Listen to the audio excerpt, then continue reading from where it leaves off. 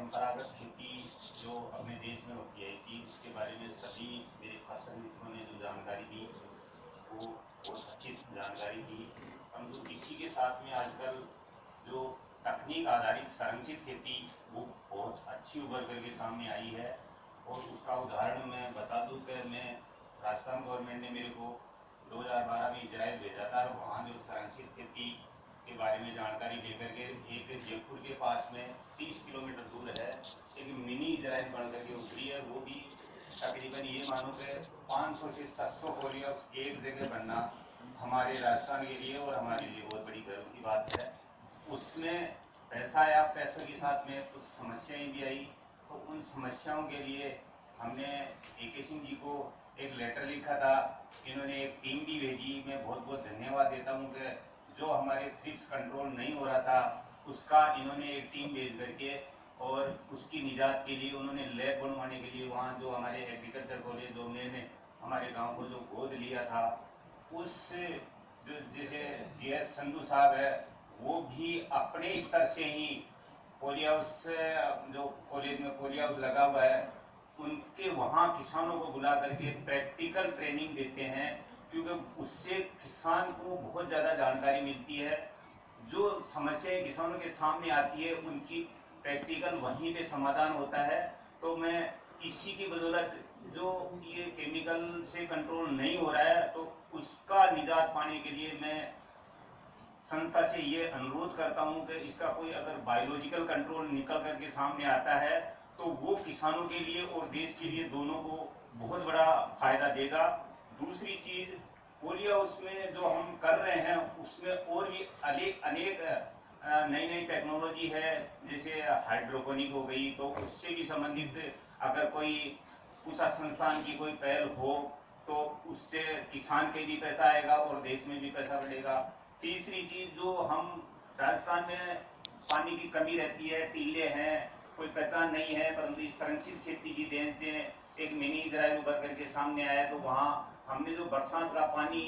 Polio house के ऊपर का जो छत का पानी होता है उसको इकट्ठा करके और उसी से हम बूंद बूंद सिंचाई के माध्यम से उस पोलियो हाउस के अंदर जो सिंचाई करते हैं, परंतु कुछ समय के लिए वो पानी जो पौंड में इकट्ठा करते हैं वो भाप बन करके उड़ता है। तो उसका उपाय भी अगर कोई संस्थान के द्वारा अगर निकलता है तो मैं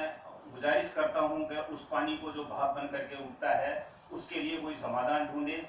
तीसरा चीज जो किसान वंचित थे, जो संतृज अभी ICR में लगा था, वो एक किसानों के लिए बहुत बड़ी खुशखबरी है, क्योंकि मैं भी आया था। क्योंकि जो किसान लंबी दूरी की मंडी होती है उसमें छोटा किसान के लिए बहुत बड़ा वरदान साबित होगा, क्योंकि अपने 3 या 4 रोज तक अपनी सब्जी तोड़ करके उसमें रख करके और एक साथ मंडी ले जा करके या अपनी गाड़ी से ले जाए। मैं एक रिक्वेस्ट और करता हूँ कि अगर उसके टायर और जोड़ दिए जाए तो मेरे हिसाब से वो चलता फिरता संतृज हो जाएगा और वो भी एक किसानों के लिए बहुत बड़ी मिसाल होगी और ये अपने ICR के लिए भी बहुत बड़ी मिसाल होगी। इसी के साथ में मैं किसान और ग्राहक, जो किसान अपना माल तो उत्पादन कर रहा है परंतु वो अभी भी बिचौलियों से या मंडियों के माध्यम से ही बेच रहा है। अगर संस्थान के द्वारा कोई ऐसा कोई सुझाव दिया जाता है जो किसान और ग्राहक दोनों को मिले, जिससे ग्राहक को ताजा मिले और किसान को कुछ ज्यादा पैसा मिले और ग्राहक को कुछ कम पैसे में मिले, और संस्थान द्वारा किसानों की समस्याओं का निराकरण फील्ड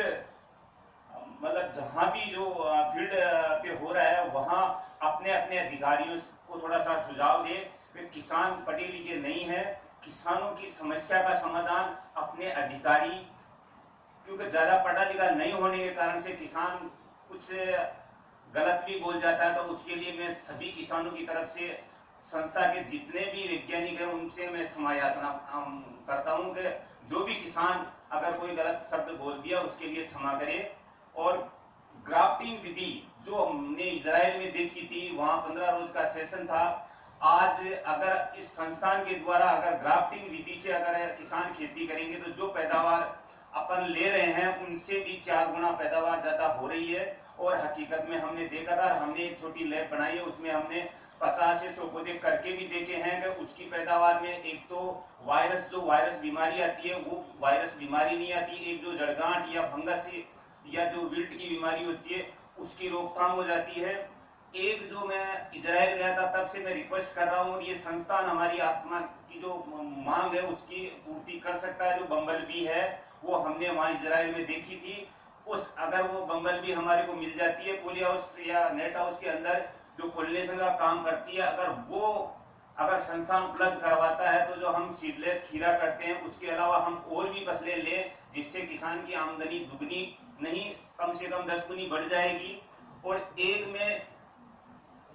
किसान का जो विदेश भ्रमण होता है उसमें मैं रिक्वेस्ट करता हूं कि आईसीआर द्वारा, ये संस्थान के द्वारा जो अच्छे किसान करते हैं उन्हीं का भ्रमण करवाएं, क्योंकि वो वहां जाकर के कुछ तकनीकी सीख करके यहाँ आकर के वो कर सके। जिस प्रकार से हमारे एरिया में तकरीबन 36 किसानों का दल गया था, परंतु अगर 36 किसान अगर इतना काम करते तो मेरे हिसाब से ये इजराइल से बहुत बड़ा इजराइल बन सकता था। तो मैं संस्थान से यही रिक्वेस्ट करता हूं कि अगर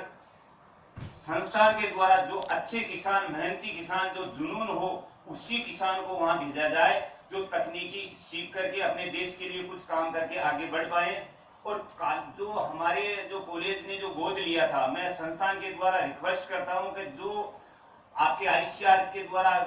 पूरे भारत में जो कॉलेज है, एग्रीकल्चर कॉलेज है, उन कॉलेजों को थोड़ा सा ये सुझाव दिया जाए कि हर गांव को अपने अपने स्तर से गोद लेकर के जो योजनाएं हैं वो क्लस्टर में, एक जगह क्लस्टर में, अगर मेरा मानना है कि अगर हमारे जोनेर एग्रीकल्चर कॉलेज ने हमारे गांव को गोद नहीं लिया होता तो मेरे हिसाब से ये मिनी इजराइल का नाम नहीं सुनने को मिलता और आज वो 1, 2 या 5 पोलिया उसी रह जाते। तो मैं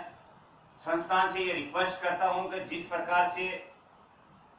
AK सिंह तोमर, BS तोमर और हमारे कृषि मंत्री तोमर साहब, ये एक संजोग बना है कि 2-3 साल में किसानों के लिए जो भुगतान हो जाएगा, मेरे हिसाब से वो स्वर्णिम अक्षरों में लिखा जाएगा। और इसी के साथ में मैं विराम करता हूं। बहुत बहुत धन्यवाद। बहुत बहुत